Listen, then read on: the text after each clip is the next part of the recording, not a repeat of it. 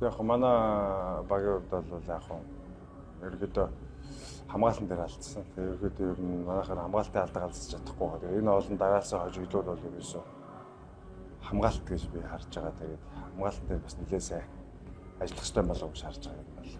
Өөрөөр нь яг довтлоо бол яг манайх ерөөдөө хоёр легоноор дээр бас толгуурлаад бас явчих болж байгаа болох юм байна. Хамгаалалтын дээр илүү сайн ажиллах хэрэгтэй болов гэж бодож байна. Маа тоглолт бол ерөөдөө төлөвлөгөөний дагуу ерөөдөө явж байгаа. Мэдээж хэрэг одоо угаасаа плей-офф байрлалын төлөө бүх тоглолт болгох нь чухал.